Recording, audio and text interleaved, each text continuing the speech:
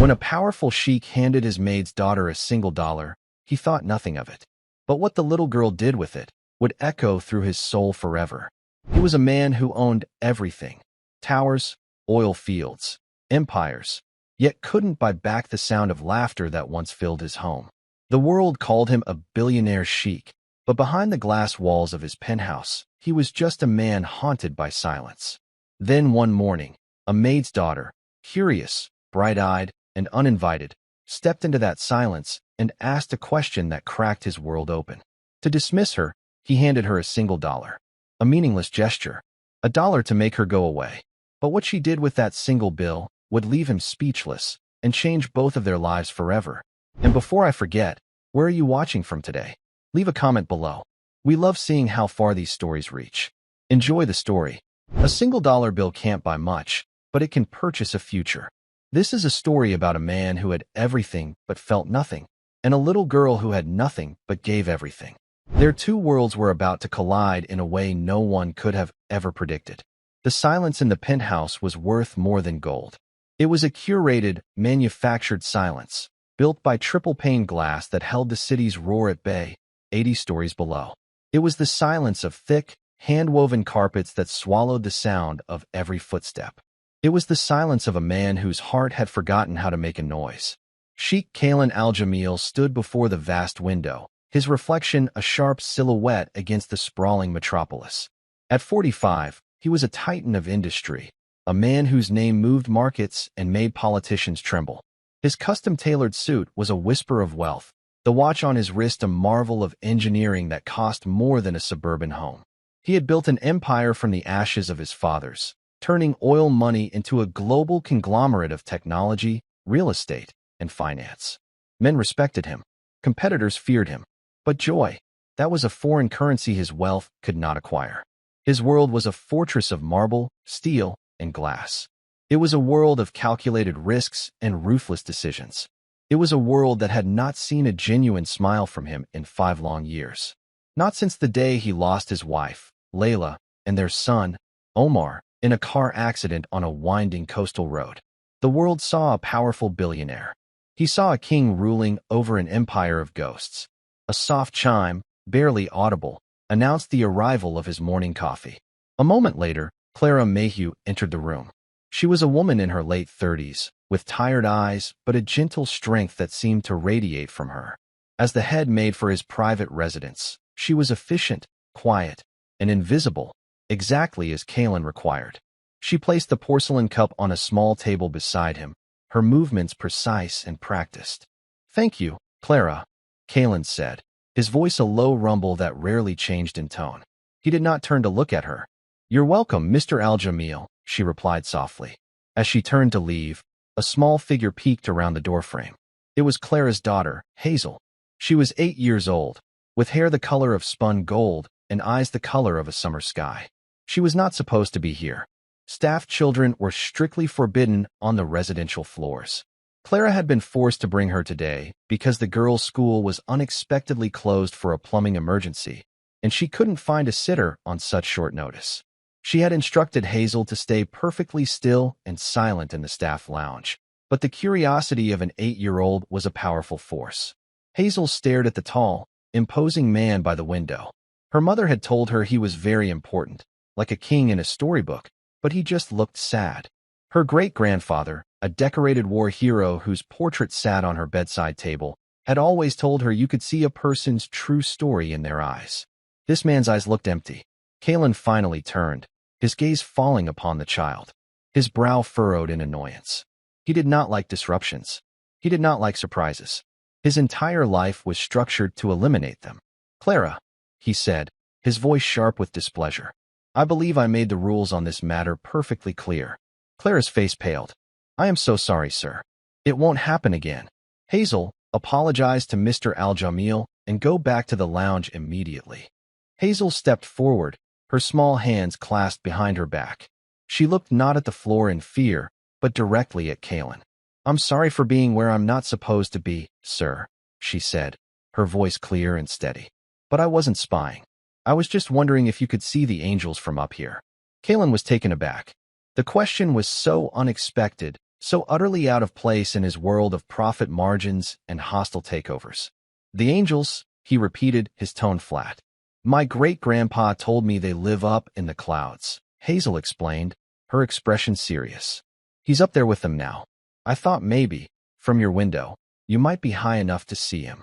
The mention of a lost loved one was a key turning in a lock Kalen thought was rusted shut. For a fleeting second, the image of his own son, Omar, flashed in his mind. Omar had been full of such questions, full of a wonder that Kalen had long since forgotten. The irritation in his chest softened, replaced by a hollow ache. He reached into his pocket, his movements stiff. He pulled out his wallet, a sleek piece of black leather, and extracted a $1 bill. He crouched down, an unfamiliar gesture that made his knees ache slightly, and held it out to the girl. Here, he said, his voice devoid of warmth. It was a dismissal, a transaction to make the uncomfortable moment end. Buy yourself some candy. Hazel looked at the dollar, then back at his face. She didn't immediately reach for it. Instead, her small hand came up and gently touched his sleeve. Your jacket is very soft, she said simply. Then, she took the dollar bill. Thank you, sir. I won't waste it. She gave a small curtsy, a gesture so old-fashioned it was almost comical, and disappeared back into the hallway. Clara, mortified, bowed her head. My deepest apologies, sir. Just ensure it doesn't happen again, Kalen said, turning back to the window, the brief crack in his armor already sealed. He dismissed the entire incident from his mind. It was a minor anomaly in a day that would be filled with billion-dollar decisions. He had a board meeting in an hour to discuss the demolition of the old Westwood building, a historic property his company had acquired. It was a drain on resources, occupying prime real estate. His chief advisor, Zaid, had been pushing for its removal for months, presenting data that showed a new skyscraper on that land would generate hundreds of millions in profit. The decision was logical. It was smart business. Kalen had already made up his mind. The building would come down. He didn't think about the little girl or her dollar bill for the rest of the day.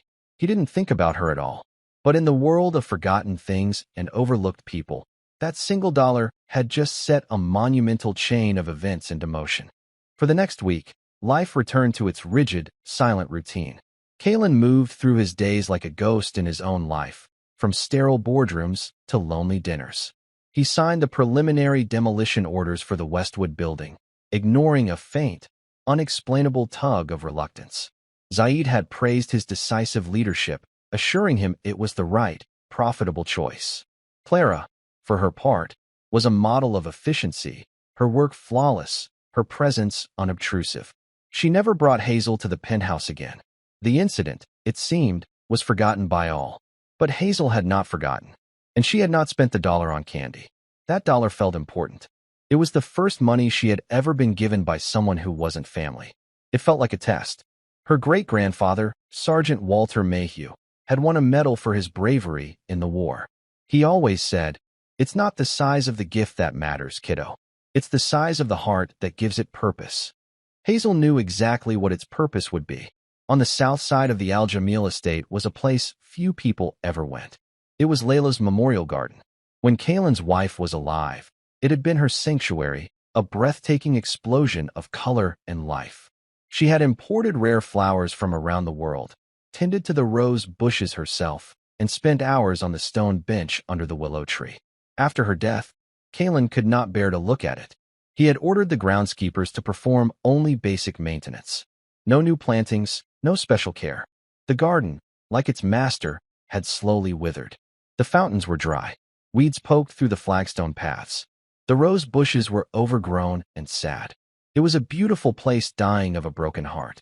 Hazel had seen the garden from a service window. She thought it was the saddest place she had ever seen. So, on Saturday, with her mother's permission, Hazel took that $1 to a small local nursery. It wasn't enough for a potted plant or a fancy flower, but it was enough for a small packet of marigold seeds and another of morning glories. They were simple, resilient flowers. Flowers that grew easily and brought a cheerful splash of orange and blue wherever they went. The next day, Hazel snuck into the memorial garden. The groundskeepers were off on Sunday. The air was still and heavy with the scent of decay. She found a small, empty patch of earth near the stone bench. where the sun shone through the willow branches. Her hands were small, but she worked with a determination that would have made her great-grandfather proud. She pulled the weeds, her face smudged with dirt. She loosened the soil with a fallen branch. She carefully planted the seeds, one by one, patting the earth down gently over them. She didn't have a watering can, so she used an old, discarded plastic cup she found near a service entrance, filling it again and again from a utility spigot on the side of the building. It took her almost an hour to give her small patch of hope a proper drink. When she was finished, she stood back and looked at her work. It was just a small square of dark, damp earth. But in her mind, she could already see the bright orange marigolds and the vibrant blue morning glories reaching for the sun. "This is for the sad king," she whispered to the seeds. "And for his angel." She continued her secret ritual every day. Before her school bus came, she would slip into the garden and use her plastic cup to water the seeds. She spoke to them, telling them they had to be strong, just like her great-grandpa had been. Kalen remained oblivious. His focus was on the Westwood building. The final demolition permits were due to be signed in 2 weeks. He was scheduled to give a speech at a press conference, announcing the project that would replace it, a sleek, impersonal tower of glass and steel to be named the Al Jamil Spire. One evening, unable to sleep, Kalen found himself wandering his penthouse. The silence was louder than usual. He walked past the closed-off room that had been his son's, the door a monument to his pain. He found himself on the terrace, staring down at the sprawling grounds of his estate. His eyes drifted to the south, toward the dark, forgotten corner that was his late wife's garden. And he saw something odd. A tiny, flickering light. His first thought was security. A trespasser. He picked up his phone, ready to call the head of his security detail. But then he paused. The light wasn't moving like a flashlight. It was small and low to the ground. Curiosity, an emotion he hadn't felt in years, got the better of him. He took the private elevator down to the ground floor and walked out into the cool night air. He stayed in the shadows, his expensive leather shoes silent on the stone path. As he drew closer, he realized the light was coming from a small, battery-operated lantern. And next to it, kneeling in the dirt, was Hazel. She was humming a soft tune, her small hands gently tending to a patch of earth. Kalen watched, hidden behind a large, untrimmed hedge. He saw her carefully watering something with a plastic cup. He could now see tiny green sprouts, barely an inch high, pushing their way up from the soil. He stepped out from the shadows. "What are you doing here?" His voice was not angry, but it was stern, and it made the little girl jump. Hazel scrambled to her feet, her eyes wide with fear. "I'm sorry, Mr. Al-Jamil. I know I'm not supposed to be here. I was just watering my flowers." "Your flowers?" Kalen looked down at the small patch of green. "Where did you get them?" "I bought them," she said proudly. "With the dollar you gave me. I bought seeds." She pointed to the barely visible sprouts. "Those are marigolds, and those are morning glories. My mom says they're happy flowers. I thought the garden looked sad, so I wanted to make it happy again." Kalen stared at the tiny sprouts, then at the girl. Her face was earnest, her explanation simple, and without any hidden motive. She had taken his dismissive, unthinking gesture, a $1 meant to make her go away, and used it to try and heal a part of his world he himself had abandoned. She had planted life in a place he had surrendered to death. For the first time in 5 years, Kalen felt something shift inside him. A heavy, frozen thing deep in his chest cracked just a little. He looked at the garden, truly looked at it, for the first time since Layla's death. He saw the neglect.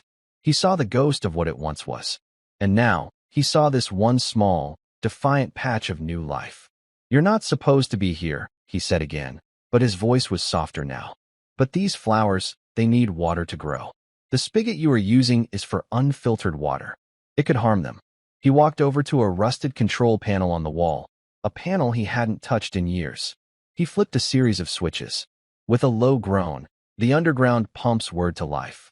A moment later, the stone fountain in the center of the garden began to bubble, and the intricate sprinkler system hissed on, casting a gentle spray over the thirsty flower beds. Hazel gasped, her eyes shining as she watched the water dance in the moonlight. "You turned it back on." "The flowers need it," Kalen said, his throat feeling tight. "Come. It's late. You should be in bed." He walked with her back toward the staff quarters, a silent, imposing man next to a small girl with dirt on her knees. As they reached her door, he paused. "Hazel," he said. She turned to look up at him. "Thank you," he said. The words felt foreign on his tongue, but they were real. He watched her disappear inside, then stood there for a long moment in the silent hallway. He had spent millions on art, on cars, on buildings. He had donated vast sums to charities for the tax benefits and public acclaim. But a little girl with $1's worth of seeds had just given him a gift more valuable than his entire fortune. She had given him a flicker of hope. And as he walked back to his empty penthouse, he found himself thinking not of demolition permits or stock prices, but of what color the marigolds would be when they bloomed. The incident in the garden became Kalen's secret. He didn't mention it to anyone, not even Clara, but he began to change in small, almost imperceptible ways. He started his mornings on the terrace, not staring blankly at the city, but looking down at the memorial garden. He watched as Hazel, now with the benefit of the sprinkler system, continued to tend to her small plot. The sprouts grew taller, stronger. He found himself making excuses to walk through the lower floors in the late afternoon, around the time Hazel would be home from school. He would see her in the staff library, quietly doing her homework. He learned she was a bright student who loved to read, especially stories about history and great leaders. One afternoon, he approached her. He held a thick, leather-bound book in his hand. "I am told you enjoy reading," he said, his tone still formal. Hazel looked up, surprised. "Yes, sir. This was my son's favorite," he said, placing the book on the table. It was a collection of stories about legendary explorers. He read it so many times the cover fell off. "I had it rebound." Hazel looked at the beautiful book, then at Kalen's face. She saw the flicker of pain in his eyes. "What was his name?" she asked softly. "Omar," Kalen replied, the name a quiet gust of wind from the past. "It's a good name," Hazel said seriously. "I'll take very good care of his book." Their conversations became a quiet ritual. Kalen would ask about her day, about what she was learning. He never spoke of his own life, but he listened to her with an intensity that he usually reserved for high-stakes negotiations. He learned about her great-grandfather, Sergeant Mayhew, who had taught her that honor is what you do when no one is looking. He learned she wanted to be a teacher when she grew up. Through Hazel's simple, honest view of the world, Kalen began to see his own life in a new light. He saw the isolation he had built around himself, the emptiness of his pursuits. He was a man who owned skylines, but had no one to share the view with. Meanwhile, the pressure to demolish the Westwood building was mounting. Zaid, his chief advisor, was becoming more insistent. Zaid was a sharp, ambitious man who had been with Kalen for over a decade. He was trusted implicitly. "The investors are getting anxious, Kalen," Zaid said one afternoon in Kalen's office. "The final contracts need to be signed by Friday. Any delay will be seen as weakness. It could affect stock prices." "It's a historic building, Zaid," Kalen said, looking at the architectural drawings. The phrase sounded odd coming from his own mouth. A week ago, he wouldn't have cared. "It's an old, inefficient structure sitting on $1 billion piece of land," Zaid countered smoothly. "Its history is irrelevant to our portfolio. Progress demands we look forward, not back." That evening, Kalen was walking near the garden when he saw Hazel. She was sitting on the stone bench, the book about explorers open in her lap. The marigolds and morning glories were in full bloom now, a vibrant patch of orange and blue in the sea of muted, dying green. "What are you reading about tonight?" Kalen asked, sitting on the other end of the bench. "Ferdinand Magellan," Hazel said, her eyes bright with excitement. "He sailed all the way around the world. He wanted to see what was on the other side. He was a brave man," Kalen said. "And he preserved his ship," Hazel added, completely serious. "The Victoria. Because even when you're going somewhere new, you should never forget the things that got you there. That's what my great-grandpa used to say about his old army jeep." The words hit Kalen with an unexpected force. You should never forget the things that got you there. He thought of the Westwood building. It was the first major acquisition he had made with his father decades ago. It had been a risky move, one that had nearly bankrupted them, but it had paid off and laid the foundation for their entire real estate empire. His father had loved the building's classic architecture, its sense of history and permanence. Demolishing it wasn't just tearing down bricks and mortar, it was tearing down a piece of his own history, a part of his father. "Hazel," Kalen asked slowly, "what do you think is more important, building something new or saving something old? Hazel thought for a moment, tapping her chin. I think it depends. If the old thing is broken and sad, maybe you need something new. But if the old thing is still strong and just needs a little bit of help to be beautiful again, you should save it. Like this garden. From the mouths of babes. The cliché ran through Kalen's mind, but it was true. He was about to destroy his own legacy for a sterile, glass tower, all because his advisor told him it was profitable. He had been so lost in his grief that he had forgotten the lessons his own father had taught him. He had forgotten the value of history, a foundation. He looked at Hazel, who was now tracing the map of Magellan's voyage with her finger. He looked at the flowers she had grown with $1, and he made a decision. The next morning, he called an emergency meeting. Zaid, he said, his voice firm. Halt the demolition plans for the Westwood building. Effective immediately. Zaid's face, usually a mask of calm professionalism, showed a flash of shock, which he quickly concealed. Kalen, may I ask why? The contracts are ready. The press conference is scheduled. I am reconsidering the project, Kalen stated, offering no further explanation. Cancel the press conference. I want a full review of renovation options for the building. I want to know what it would take to restore it to its former glory. Zaid's jaw tightened almost imperceptibly. Restore it? Kalen, that would cost a fortune. The profits would be a fraction of what a new development would bring. Our shareholders will revolt. Let them, Kalen said, his eyes cold as steel. I own 51% of this company. This is my decision. See to it. As Zaid left the office, his composure finally cracked. He walked down the hall, his fists clenched, his face a mask of fury. This wasn't supposed to happen. Everything had been going according to plan. The demolition of the Westwood building was more than just a construction project. It was the key to his own personal empire. For months, he had been working behind the scenes, colluding with a rival developer. He had been feeding them inside information, sabotaging renovation proposals, and inflating demolition costs, all to ensure Kalen would have no choice but to tear the building down. Once demolished, Zaid's secret partners would swoop in, using the chaos he created to launch a hostile takeover of Al Jamil Industries. Zaid was promised a position as CEO and a massive share of the profits. He had been orchestrating Kalen's downfall for nearly a year, using the man's grief and detachment as a shield. And now, for some inexplicable reason, Kalen had changed his mind. Something had woken him up.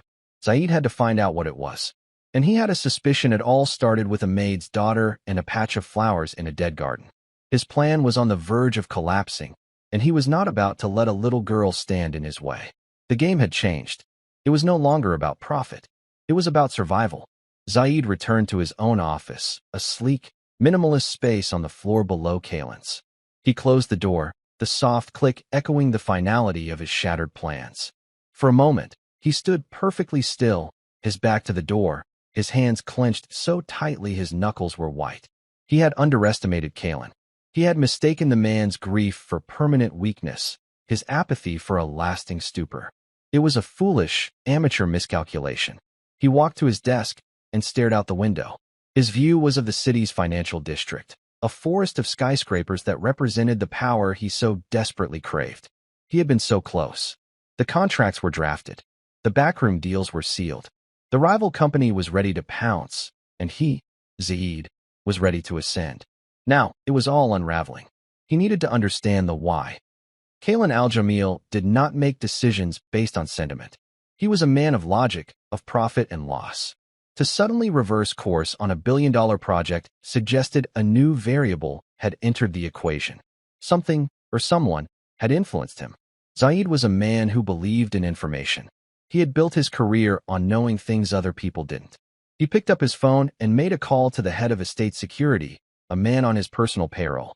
I need a full review of all activity logs for the past 2 weeks at the main residence, Zaid said, his voice cold and precise. Every entry and exit, staff and guest. I also want all internal surveillance footage from the grounds, specifically the South Gardens. I'm looking for any anomalies, any unusual patterns of behavior from anyone, especially Al-Jamil himself. Sir, the security head replied, Mr. Al-Jamil's personal activities are usually flagged as private. This is not a usual request, Zaid hissed. Do it, and be discreet. He is not to know. Within hours, The data began to flow into Zaid's secure server. He spent the entire night sifting through it, his eyes scanning hours of grainy footage, cross-referencing timestamps with access logs. For the most part, it was mind-numbingly routine. Groundskeepers mowing lawns, delivery trucks arriving at service entrances, Clara Mayhew walking to and from the staff quarters. And then he found it. It started with a single instance of Kaylin walking in the South Garden late at night. Zaid zoomed in. He saw the flicker of a lantern. He saw the maid's daughter. He watched the silent, moonlit exchange. He saw Kaylin turn the sprinklers on. His blood ran cold. He kept digging. He found more footage. Kaylin sitting on the bench with the girl. Kaylin giving her a book. He saw them talking, day after day. This little girl, this insignificant child of a servant, was the variable. She had somehow burrowed her way into Kaylin's fortified heart and planted a seed of doubt. A seed that had just cost Zaid his entire future. A cold, calculated rage settled over him. His plan had not failed. It had merely encountered an obstacle that needed to be removed. He couldn't harm the girl, of course. That would be messy and would draw too much attention. But Clara Mayhew, she was another matter. A loyal employee, a single mother. A woman whose entire life depended on the goodwill of Kaylin Al-Jamil. A woman who could be made to disappear quite easily. His mind began to work, formulating a new, more ruthless plan. He would frame her. Theft was always a simple, effective charge. He would plant something valuable in her belongings, something Kaylin would be sure to miss. One of Layla's emerald necklaces, perhaps. He would make the discovery seem like an accident, a routine security check. Clara would be fired, disgraced, and forced to leave the estate immediately. Without the mother, the daughter would be gone as well. The source of the infection would be removed, and Kaylin, isolated once more, would surely revert to his old, predictable self. Zaid would then gently reintroduce the demolition plan, perhaps with a few cosmetic changes, and steer the ship back on course. It was a perfect, elegant solution. All he needed was the right opportunity. Kaylin, unaware of the serpent coiling in his own house, felt a sense of purpose he hadn't experienced since before the accident. Canceling the demolition was just the first step. He now looked at the neglected garden not as a painful reminder of his loss, but as a project, a way to honor Layla's memory, and a way to connect with the little girl who had reminded him what it felt like to care about something. He called the estate manager. "I want the memorial garden fully restored," Kaylin commanded. "Spare no expense. I want it brought back to exactly the way it was when my wife was alive. Hire the best landscape architects, the best botanists. I want it done, and I want it done right." But he did more than just give orders. The next Saturday, he changed out of his expensive suit and into a simple pair of trousers and a polo shirt. He walked down to the garden, where a team of landscapers was already at work, clearing away the dead foliage and preparing the soil. Hazel was there, watching the large, noisy men with a mixture of awe and apprehension. She was standing guard over her little patch of marigolds, afraid they would be bulldozed in the grand restoration. "They won't hurt your flowers," Kaylin said, his voice startling her. He was standing right behind her. "I've given specific instructions. This patch is to remain untouched." He then did something even more surprising. He picked up a small hand trowel. "I believe this section is for the roses," he said, looking at a set of architectural plans. "My wife was very particular about them. She said you have to dig deep to give them a strong foundation." He knelt in the dirt, the unfamiliar posture making him feel clumsy, and began to dig. Hazel watched him for a moment. Then she picked up a small spade and started digging beside him. "You have to talk to them. You know," she said matter-of-factly. Kaylin paused, a clump of dirt in his hand. "Talk to them. To the roses," she clarified. "You have to tell them they're going to be beautiful. It helps them grow." And so, the billionaire Sheikh, a man who could command armies of lawyers and executives, spent his morning digging in the dirt next to an 8-year-old girl, whispering encouragements to rose bushes that did not yet exist. For the first time, he spoke to Hazel about Layla. He told her how his wife had designed the garden herself, how she knew the name of every single flower, and how she used to sit on the stone bench for hours, reading. "She would have liked you," Kaylin said, and the admission hung in the air between them, heavy and true. "She would have loved what you did with the seeds." As they worked, Clara came looking for her daughter, a worried expression on her face. She stopped dead when she saw the scene before her. Her daughter and the most powerful man she had ever known, sitting together in the dirt, their hands and clothes stained with earth, laughing. Kalen had just told a story about a time he had tried to help Layla plant a tree and had accidentally dug up a sprinkler pipe, flooding the entire lawn. The sound of his own laughter was as surprising to him as it was to Clara. She had never heard him laugh. She had never seen him smile. She watched for a long moment, a lump forming in her throat. She saw a glimmer of the man he must have been before the tragedy, and she saw the profound, innocent, and completely unintentional impact her daughter was having on him. She felt a surge of pride, quickly followed by a pang of fear. The world of men like Kalen al-Jamil was a dangerous one. She hoped, with all her heart, that Hazel's simple kindness wouldn't get her hurt. Her fear was more prescient than she could possibly imagine. A few days later, Zaid found his opportunity. Kalen was away for the day, visiting the Westwood building with a team of historical restoration experts. Zaid knew that Clara's duties included the weekly deep cleaning of the master suite, including the walk-in closet where Layla's belongings were kept, untouched, like relics in a museum. Using his master keycard, Zaid slipped into the penthouse. He moved with a quiet confidence, his heart beating a steady, cold rhythm. He went directly to Kalen's private safe, the combination known only to him and his boss. Inside, nestled in velvet boxes, was Layla's jewelry. He selected a magnificent emerald necklace, a piece Kalen had given her for their last anniversary. It was famous, instantly recognizable, and something Kalen would undoubtedly notice was missing. He then went to the staff quarters, a place he had never set foot in before. The hallway was modest, clean, and smelled of lemon polish. He found the door marked Mayhew, and, after checking to make sure the corridor was empty, he let himself in. The apartment was small but tidy. A child's drawing of a smiling sun was taped to the refrigerator. A worn, comfortable-looking armchair sat in the corner next to a stack of library books. On a small bedside table was a framed photograph of a handsome, older man in a military uniform, Hazel's great-grandfather. The scene was so domestic, so normal, it almost gave Zaid pause. Almost. He went into Clara's bedroom. He opened her wardrobe and carefully slipped the emerald necklace into the pocket of an old winter coat. It was a perfect hiding place. Not obvious, but somewhere it would inevitably be found during a thorough search. His work was done. He left as silently as he had arrived. All he had to do now was wait a day or two, then discover the theft. He would suggest a discreet security sweep of the staff quarters, feigning concern for Kalen's privacy. The necklace would be found. Clara would be fired. The girl would be gone, and the world would return to its proper order. When Kalen returned that evening, he felt energized. The architects had been enthusiastic about the Westwood building. They spoke of its good bones, its timeless character. They presented him with preliminary sketches that showed how they could integrate modern technology while preserving the building's historic facade. The project was no longer about profit. It was about legacy. It was about honoring his father. He went straight to the garden. The transformation was already stunning. The overgrown weeds were gone. The flagstone paths were clean, and new, rich soil had been laid. In the center, Hazel's small patch of marigolds and morning glories stood out, a beacon of vibrant color.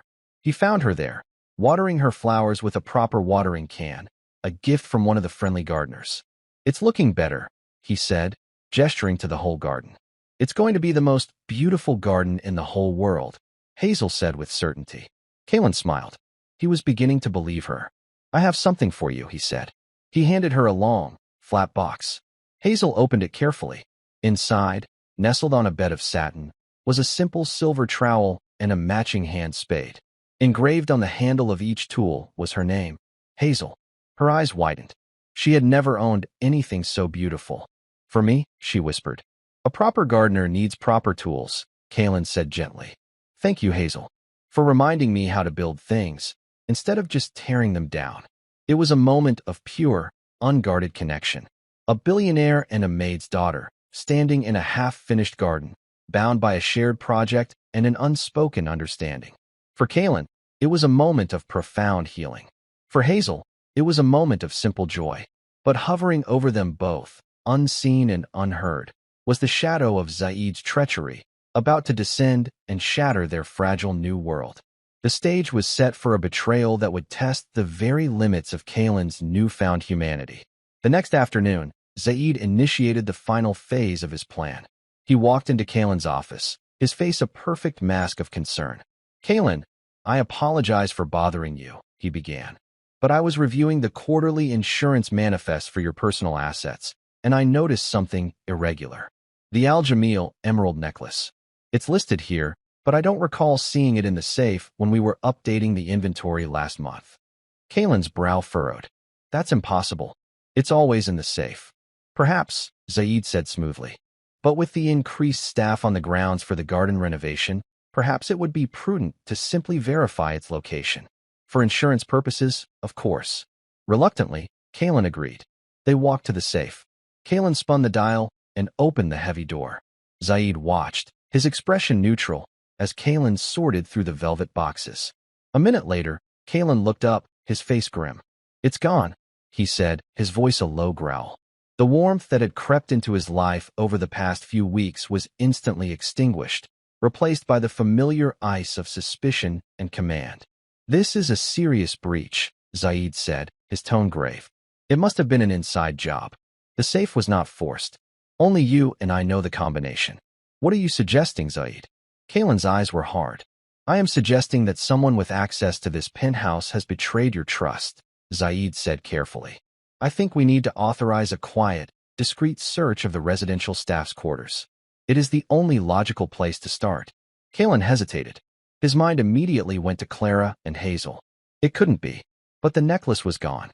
The cold logic of his past life, the ruthless calculus of a billionaire who had been betrayed before, began to reassert itself. Trust was a luxury, and he had been careless with it. "Do it," Kalen said, the words tasting like ash in his mouth. "Be discreet. I don't want to panic. But find that necklace." Zaid nodded, a flicker of triumph in his eyes that he quickly suppressed. "Of course, Kalen. I'll handle it personally." He left the office, his heart pounding with victory. It was working. It was all working perfectly.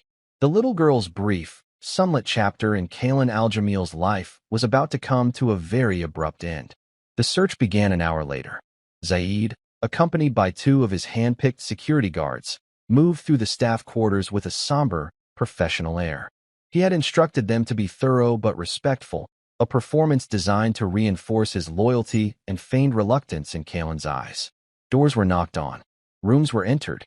Apologies were given for the unfortunate necessity of the security sweep. Most of the staff, knowing the value of the items in the main residence, complied with a nervous understanding. The final room on their list was Clara Mayhew's. Clara opened the door, her brow furrowed in confusion. "Is something wrong?" she asked, wiping her hands on her apron. Hazel was inside, sitting at the small table, carefully coloring in a picture of a garden. "I'm afraid so, Clara," Zaid said, his voice laced with false sympathy.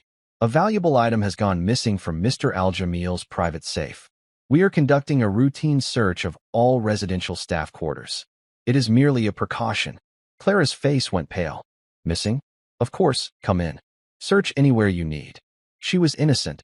She had nothing to hide. She stepped aside, her heart beginning to pound with a vague sense of dread.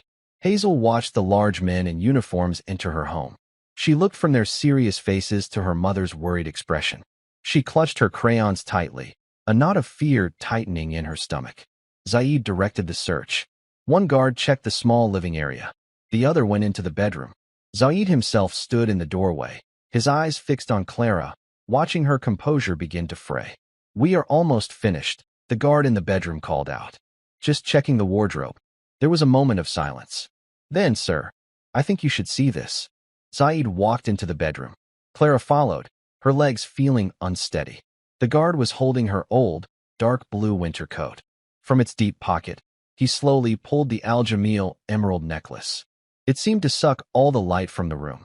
The green stones glittered malevolently in the dim light, each one a tiny, accusing eye. Time stopped. For Clara, the world tilted on its axis. She stared at the necklace, her mind unable to process what she was seeing. It was a phantom, an impossibility lying in the palm of the guard's hand. I don't understand," she stammered, shaking her head. That's not mine. I've never seen that before in my life. It was in your coat, ma'am, the guard said, his voice flat and official. Clara Mayhew, Zaid said, his voice now cold and hard, the mask of sympathy gone. This is a profound and disgusting betrayal of the trust Mr. Al-Jamil placed in you. No, Clara cried, her voice breaking. I swear to you, I didn't take it. I would never steal anything. You have to believe me. Hazel, hearing her mother's distress, ran into the room. She saw the glittering necklace and the tears streaming down her mother's face. She didn't understand what was happening, but she knew it was terrible. She ran to her mother, wrapping her small arms around her legs. Mommy, what's wrong? Take the necklace and secure it, Zaid ordered the guard, completely ignoring the child. Clara, you will come with me to see Mr. Al-Jamil. Pack a bag. Your employment here is terminated. No, please, Clara begged, her voice dissolving into sobs. Please, Zaid, I'm innocent. I swear on my daughter's life. But Zaid's face was made of stone. He had won.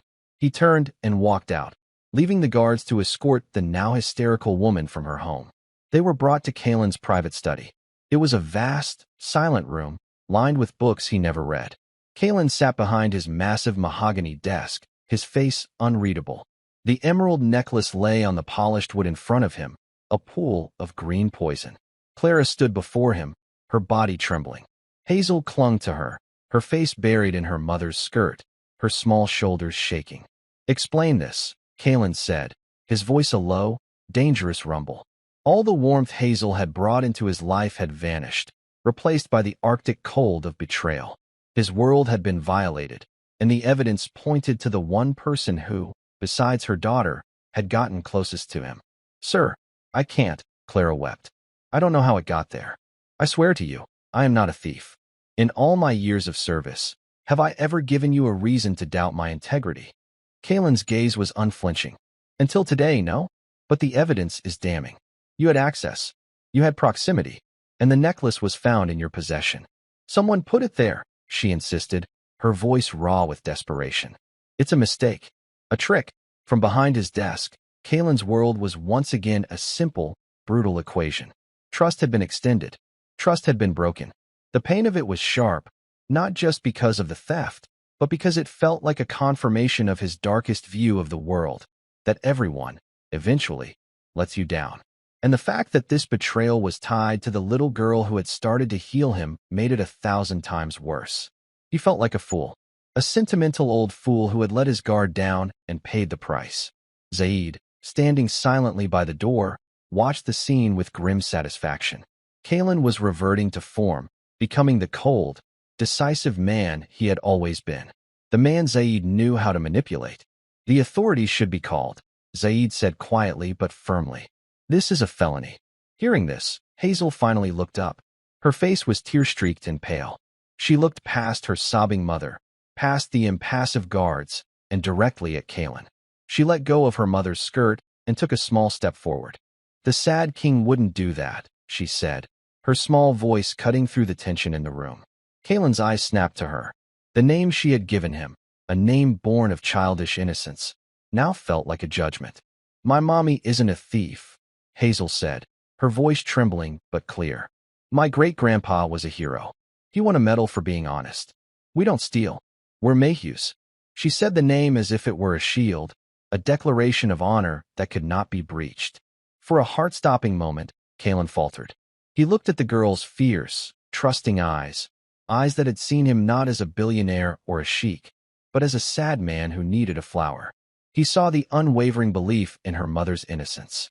A sliver of doubt pierced his armor of cynical certainty. What if she was right? What if this was a mistake? Zaid saw the hesitation. He had to act quickly. Kalen, he said, his voice softening, full of reason. The girl is upset. She doesn't understand. Think of your position. If you let this go, you send a message to your entire staff that you are a weak, easy target. It is a matter of security, of principle. Zaid's words were the voice of Kalen's past. They spoke of strength, control, and the ruthless logic that had built his empire. They were familiar. They were safe. The girl's plea spoke of trust, faith, and an emotional vulnerability that had already brought him nothing but pain. Kalen closed his eyes for a second. When he opened them, the ice was back, harder than before. He had made his decision. "I will not call the police," he said, and for a brief second, Clara's heart leaped with hope. The scandal would be inconvenient. He paused, his gaze sweeping over them with cold finality. "But you will leave this estate immediately. You will be given 1 hour to collect your belongings under supervision. You will sign a non-disclosure agreement, and in return, I will not press charges. That is my final offer." The hope in Clara's chest died, turning to a cold, hard stone of despair. It was a corporate execution, not a search for justice. She was being erased. "But where will we go?" she whispered, her fight gone, replaced by the terrifying reality of her situation. She was a single mother with no job, no home, and now, no reference. "That is no longer my concern," Kalen said, turning his attention to some papers on his desk, a clear dismissal. "Zaid, see to it." "Mommy," Hazel whispered, pulling on her mother's hand. "What's happening?" Clara knelt and hugged her daughter tightly, trying to shield her from the wreckage of their lives. "We have to go, sweetie," she said, her voice thick with unshed tears. "We're going on a little trip." As the guards led them out, Hazel looked back one last time at the man behind the desk. He wasn't looking at them. He was staring at the emerald necklace, his face a mask of stone. He no longer looked like a sad king. He just looked empty. An hour later, a taxi pulled away from the service entrance of the Al Jamil estate. Inside, Clara held her daughter close, staring blankly at the life that was disappearing behind her. Hazel sat silently, her new silver trowel clutched in her hand. She didn't cry. She was a Mayhew, and Mayhews were strong. But in her heart, she couldn't understand how something that had started with a seed of happiness had ended in such a terrible, thorny mess. Back in the penthouse, Kalen stood by the window, the emerald necklace cold in his hand. He had done the logical thing, the necessary thing. He had protected his assets and re-established order. He had cut out the rot. So why did he feel like he had just amputated his own heart? He looked down at the garden. The new plants were in place, the fountains were flowing, and in the center of it all was a vibrant patch of orange and blue. Hazel's flowers. They looked defiant, alive, and unbearably beautiful in the dying light. The garden was coming back to life, but the man who owned it was sinking back into the darkness. The silence in the penthouse returned, heavier and more profound than ever before. Zaid had won. The variable had been removed, and Kalen Al-Jamil was alone once more. The days that followed were a return to the old silence, but it was a different, more malevolent kind. Before, it had been the quiet of emptiness. Now, it was the quiet of a guilty conscience. Kalen oversaw the completion of the Memorial Garden's restoration. It was, by all accounts, a masterpiece. The fountains danced, the exotic flowers bloomed, and the rose bushes were thriving. But it was a hollow victory. He would walk the pristine paths and see not Layla's memory, but the ghost of a little girl with a silver trowel. Hazel's patch of marigolds and morning glories remained in the center, a vibrant, joyful testament to a kindness he had repaid with brutal injustice. The sight of them was a daily torment. He tried to immerse himself in work. With the distraction of Clara and Hazel gone, Zaid began to gently reintroduce the idea of demolishing the Westwood building, arguing that Kalen's initial, logical decision had been the correct one. Kalen would listen, his face a stony mask, but the words no longer held the same power. Hazel's parting words echoed in the silence of his mind. "My great-grandpa was a hero. We're Mayhews." It was a declaration of identity, of an inherited honor she believed was unbreakable. He had dismissed it as a child's naivete, but it haunted him. One night, unable to sleep, he found himself in his private library. On a whim, he typed a name into his computer's search bar, Sergeant Walter Mayhew. The results were instantaneous. Sergeant Mayhew was not just a veteran. He was a decorated hero, awarded the Silver Star for gallantry. Kalen read articles and military records detailing a life lived by a strict code of honor. He saw photos of a proud man with kind eyes, Hazel's eyes.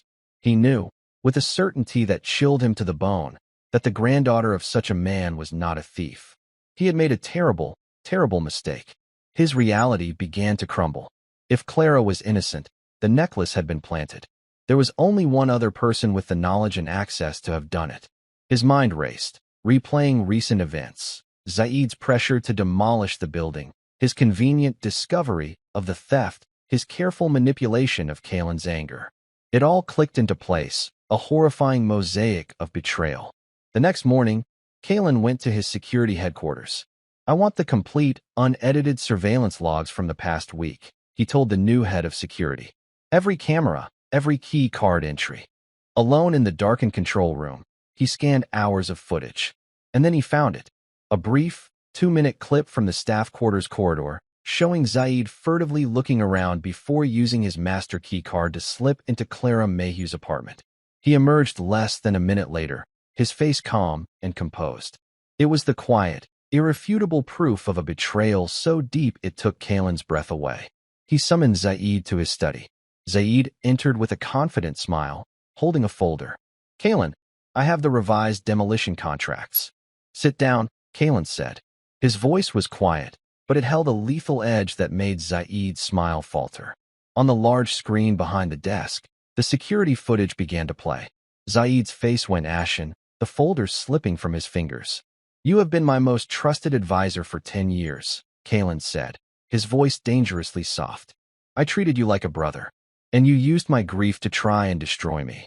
Zaid stammered. "Kalen, it's not what it looks like. I was investigating." "Stop," Kalen commanded, rising from his chair.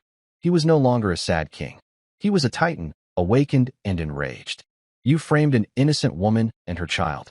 You tried to manipulate me into destroying my own father's legacy. This was a takeover." Zaid's silence was his confession. "Security."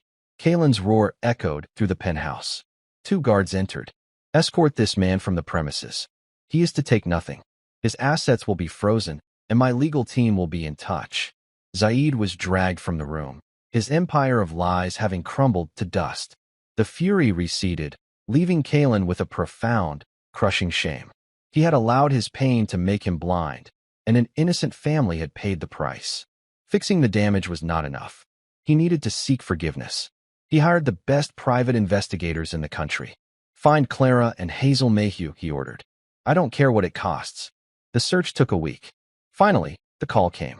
They were living in a small, run-down apartment 50 miles away. Clara was working double shifts as a waitress in a diner.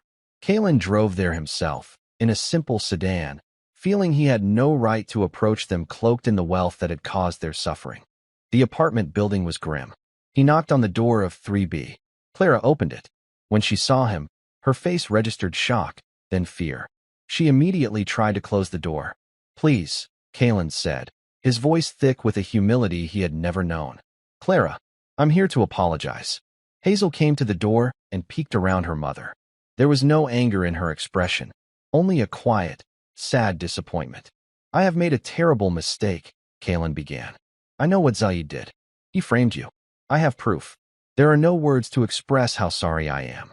I was a fool, a blind, arrogant fool, and you paid the price for it.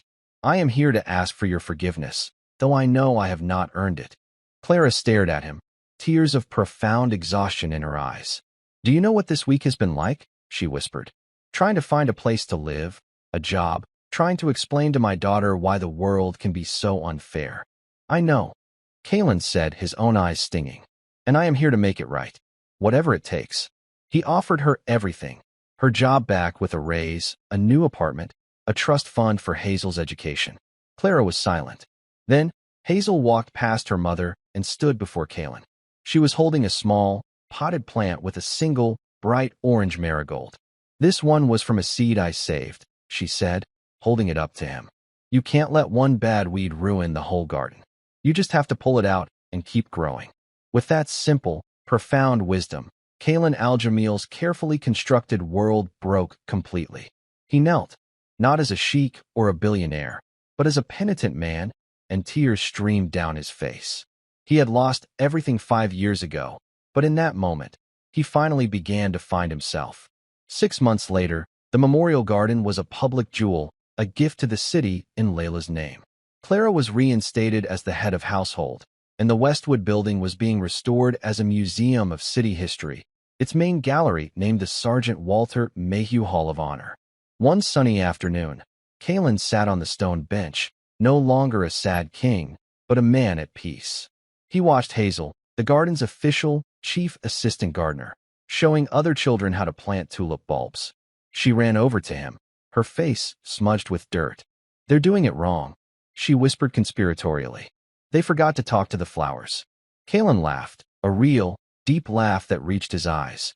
"Well then," he said, getting to his feet, "I think they need an expert." He walked with her, hand in hand, back to the flower bed. He had learned the hardest lesson of his life. A single dollar, in the hands of a pure heart, was more powerful than $1 billion in the hands of an empty one.